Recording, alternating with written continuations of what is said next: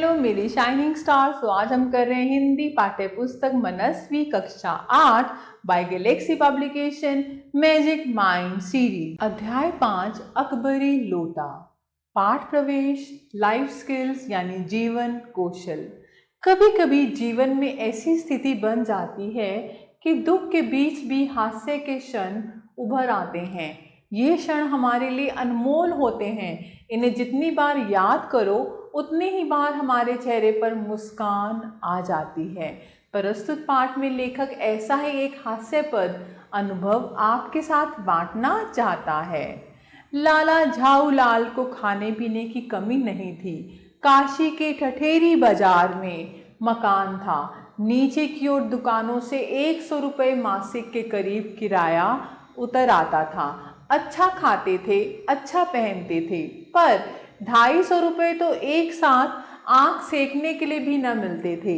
इसीलिए जब उनकी पत्नी ने एक दिन एकाएक 250 रुपये की मांग पेश की, तब उनका जी एक बार जोर से सनसनाया और फिर बैठ गया। उनकी यह दशा देखकर पत्नी ने कहा, डरिए मत, आप देने में असमर्थ हो तो मैं अपने भाई से मांग लूं। लाला झाऊलाल तिलमिला उठे। उन्होंने रोब के साथ कहा, अजी हटो, 250 रुपये के लिए भाई से भीख मांगोगी? मुझसे ले लेना, लेकिन मुझे इसी जिंदगी में चाहिए। पत्नी ने कहा, अजी इसी सप्ताह ले लेना। सप्ताह से आपका तात्पर्य 7 दिन से है या 7 वर्ष से है? उनकी पत्नी ने पूछा। लाला झाऊलाल ने रोब के साथ खड़े होते हुए कहा, आज से 7वें दिन मुझसे 250 रुपये ले लेना। लेकिन जब 4 दिन ज्यों त्यों में ही बीत गए और रुपयों का कोई प्रबंध ना हो सका, तब उन्हें चिंता होने लगी। प्रश्न अपनी प्रतिष्ठा का था, अपने ही घर में अपनी साख का था। देने का पक्का वादा करके अगर अब दे ना सके तो अपने मन में वह क्या सोचेगी? उसकी नज़रों में उसका क्या मूल्य रह जाएगा? अपनी वाह भाई की सैकड़ों गाथाएं सुना चुके थे। अब जो एक काम पड़ा तो चारों खाने चित हो रहे थे।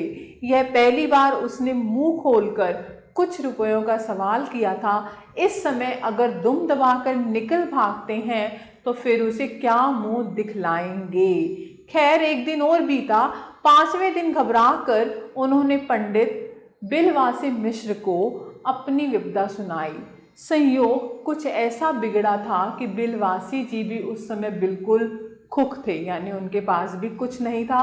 उन्होंने कहा, मेरे पास है तो नहीं, पर मैं कहीं से मांग जांच कर लाने की कोशिश करूंगा और अगर मिल गए तो कल शाम को तुमसे मकान पर मिलूंगा। वही शाम आज थी, हफ्ते का अंतिम दिन। कल 250 रुपये या तो गिन देना है या सारी हेकड़ी से हाथ धोना है। यह सच है कि कल रुपया ना आने पर उनकी स्त्री उन्हें डामल फांसी ना कर देगी, केवल जरा सा हंस देगी। डामल फांसी मीन्स देश निकाला। वह कैसी हंसी होगी, कल्पना मात्र से झाऊलाल में मरोड़ पैदा हो जाती थी। आज शाम को पंडित बिलवासी मिश्र को आना था। यदि ना आए तो, या कहीं रुपए का प्रबंध वे ना कर सके तो। इसी उधेड़बुन में पड़े लाला झाऊलाल छत पर टहल रहे थे। कुछ प्यास मालूम हुई। उन्होंने नौकर को आवाज दी। नौकर नहीं था, खुद उनकी पत्नी पानी लेकर आई। वह पानी तो जरूर लाई, पर गिलास लाना भूल गई थी। केवल लोटे में पानी लिए वह प्रकट हुई। फिर लोटा भी संयोग से वह, जो अपनी भेड़ंगी सूरत के कारण लाला झाऊलाल को सदा से नापसंद था तो नया, 1-2 साल का ही बना, पर कुछ ऐसी गड़न उस लोटे की थी, यानी बनावट ऐसी थी कि उसका बाप डमरू माँ चिलम रही हो। लाला ने लोटा ले लिया, बोले कुछ नहीं। अपनी पत्नी का अदब यानी लिहाज मानते थे। मानना ही चाहिए, इसी को सभ्यता कहते हैं। जो पति अपनी पत्नी का ना हुआ वह पति कैसा। फिर उन्होंने यह भी सोचा कि लोटे में पानी दे तब भी गनीमत है। अभी अगर चूं कर देता हूं तो बाल्टी में भोजन मिलेगा, तब क्या करना बाकी रह जाएगा। लाला अपना गुस्सा पीकर पानी पीने लगे। उस समय वे छत के मुंडेर के पास ही खड़े थे। जिन बुजुर्गों ने पानी पीने के संबंध में यह नियम बनाए थे कि खड़े खड़े पानी ना पियो, सोते समय पानी ना पियो, दौड़ने के बाद पानी ना पियो। उन्होंने पता नहीं कभी यह भी नियम बनाया या नहीं कि छत की मुंडेर के पास खड़े होकर पानी ना पियो। जान पड़ता है कि इस महत्वपूर्ण विषय पर उन लोगों ने कुछ नहीं कहा है। लाला झाऊलाल मुश्किल से 2-1 घूंट पी पाए होंगे कि ना जाने कैसे उनका हाथ हिल उठा और लोटा छूट गया। लोटे ने दाएं देखा न बाएं, वह नीचे गली की ओर चल पड़ा। अपने वेग में उल्का को लजाता हुआ वह आंखों से ओझल हो गया। किसी जमाने में न्यूटन नाम के किसी खुराफाती यानी शरारती ने पृथ्वी की आकर्षण शक्ति नाम की एक चीज इजाद की थी यानी आविष्कार किया था। कहना ना होगा कि यह सारी शक्ति इस समय लोटे के पक्ष में थी। लाला को काटो तो बदन में खून नहीं, ऐसी चलती हुई गली में ऊंचे तिमंजिले से भरे हुए लोटे का गिरना हंसी खेल नहीं। यह लोटा न जाने किस अनाधिकारी के खोपड़े पर काशीवास का संदेश लेकर पहुंचेगा। कुछ हुआ भी ऐसा ही। गली में जोर का हल्ला उठा। लाला झाऊलाल जब तब दौड़कर नीचे उतरे, तब तक एक भारी भीड़ उनके आंगन में घुस आई। लाला झाऊलाल ने देखा कि इस भीड़ में प्रधान पात्र एक अंग्रेज है जो नक्शिक से भीगा हुआ है और जो अपने एक पैर को हाथ से सहलाता हुआ दूसरे पैर पर नाच रहा है। उसी के पास अपराधी लोटे को भी देखकर लाला झाऊलाल जी ने फौरन 2 और 2 जोड़कर स्थिति को समझ लिया। गिरने के पूर्व लोटा एक दुकान के साइबान से टकराया। वहां टकराकर उस दुकान पर खड़े उस अंग्रेज को उसने सांगोपांग स्नान कराया और फिर उसी के बूट पर आ गिरा। सांगोपांग मतलब ऊपर से नीचे तक यानी पूरी तरह से। उस अंग्रेज को जब मालूम हुआ कि लाला झाऊलाल ही उस लोटे के मालिक हैं, तब उसने केवल एक काम किया, अपने मुंह को खोलकर खुला छोड़ दिया। लाला झाऊलाल को आज यह मालूम हुआ कि अंग्रेजी भाषा में गालियों का एक ऐसा प्रकांड कोश है। इसी समय पंडित बिलवासे मिश्र भीड़ को चीरते हुए आंगन में आते दिखाई पड़े। उन्होंने आते ही पहला काम यह किया कि उस अंग्रेज को छोड़कर और जितने आदमी आंगन में घुस आए थे सबको बाहर निकाल दिया। फिर आंगन में कुर्सी रखकर उन्होंने साहब से कहा, आपके पैर में शायद कुछ चोट आ गई है, अब आप आराम से कुर्सी पर बैठ जाइए। साहब बिलवासी जी को धन्यवाद देते हुए बैठ गए और लाला झाऊलाल की ओर इशारा करके बोले, आप इस शख्स को जानते हैं? बिल्कुल नहीं, और मैं ऐसे आदमी को जानना भी नहीं चाहता जो निरीह राह चलतों पर लोटे के वार करे। मेरी समझ में he is a dangerous lunatic यानी यह खतरनाक पागल है। नहीं, मेरी समझ में he is a dangerous criminal, नहीं यह खतरनाक मुजरिम है। परमात्मा ने लाला झाऊलाल की आंखों को इस समय कहीं देखने के साथ खाने की भी शक्ति दे दी होती तो यह निश्चय है कि अब तक बिलवासी जी को वे अपनी आंखों से खा चुके होते। वे कुछ समझ नहीं पाते थे कि बिलवासी जी को इस समय क्या हो गया है। साहब ने बिलवासी जी से पूछा, तो क्या करना चाहिए? पुलिस में इस मामले की रिपोर्ट कर दीजिए जिससे ये आदमी फौरन हिरासत में ले लिया जाए। पुलिस स्टेशन है कहाँ? पास ही है। चलिए मैं बताऊं। चलिए अभी चला।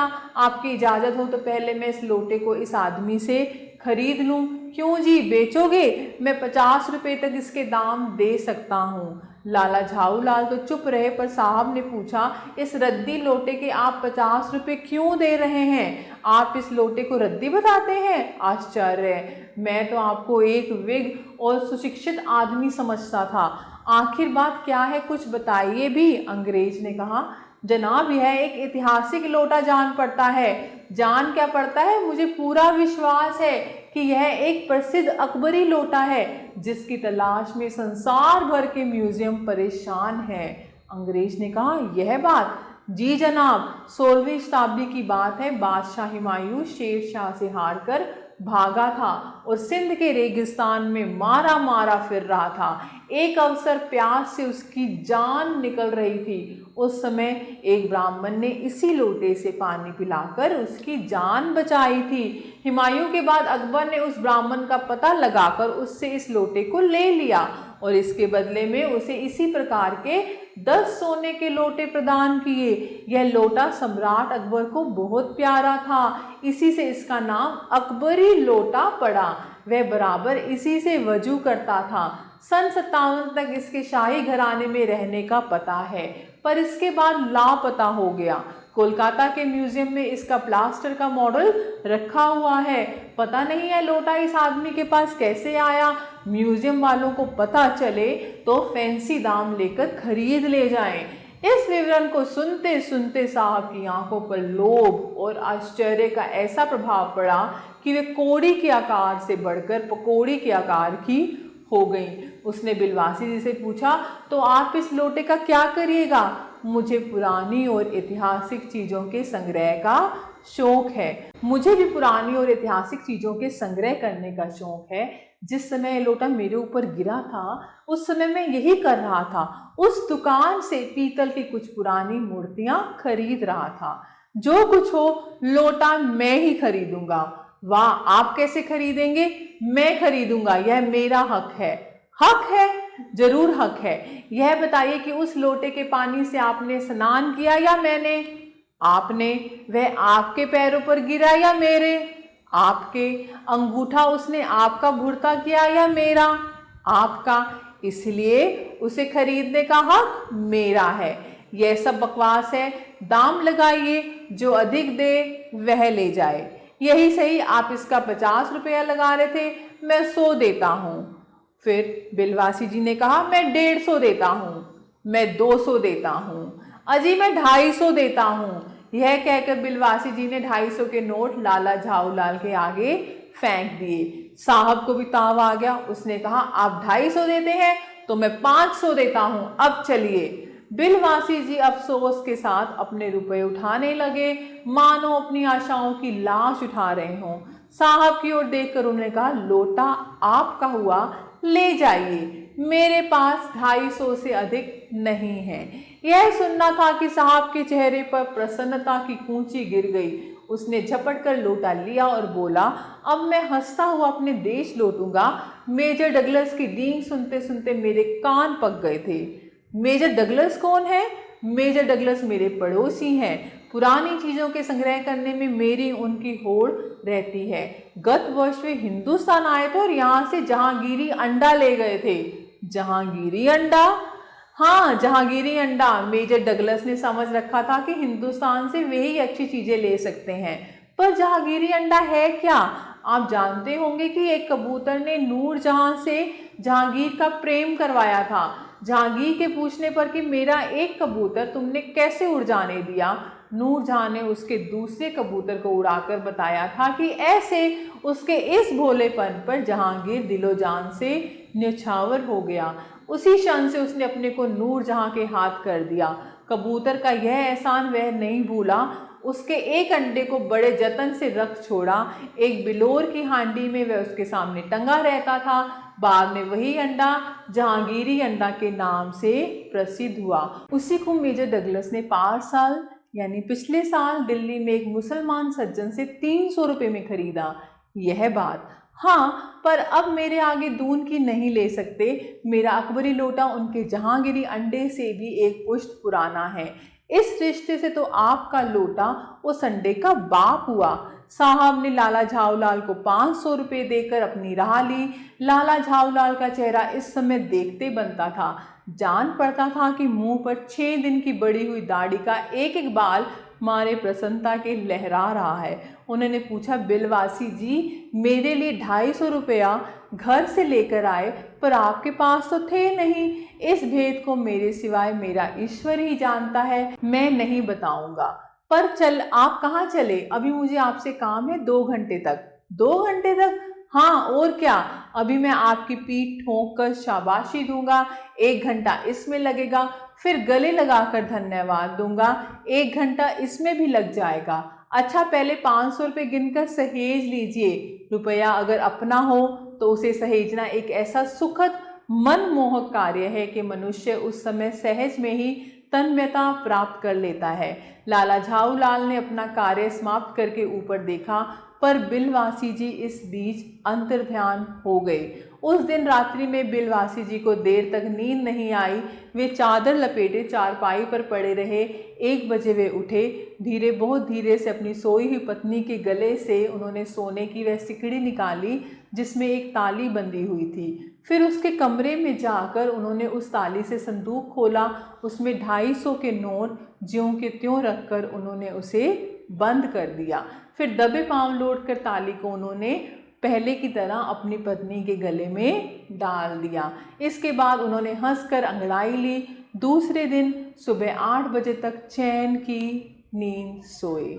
वर्ड मीनिंग, शब्दार्थ, अदब, शिष्टाचार, लिहाज, दामल फांसी, आजीवन कारावास का दंड, देश निकाला, मुंडेर, छत के आसपास बनाई जाने वाली दीवार, खुराफाती, शरारती, गड़न, बनावट, सांगोपांग, पूरी तरह ऊपर से नीचे तक, इजाद, खोज या फिर अन्वेषण, पार साल, पिछले साल, तन्मयता, मगन हो जाना। तो प्यारे बच्चों, ये अभ्यास है, इसे आप कर सकते हैं। मौखिक जो है निम्नलिखित प्रश्नों के उत्तर दीजिए। झाऊलाल की मासिक आमदनी कितनी थी? झाऊलाल ने रुपए देने का अपनी पत्नी से कितने दिन का वादा किया? 7 दिन का। ऐसे ही लिखित में सही विकल्प पर निशान लगाइए। झाऊलाल की पत्नी ने रुपए मांगे। कितने रुपए मांगे? 250। पृथ्वी की आकर्षण शक्ति की खोज की थी किसने? न्यूटन ने।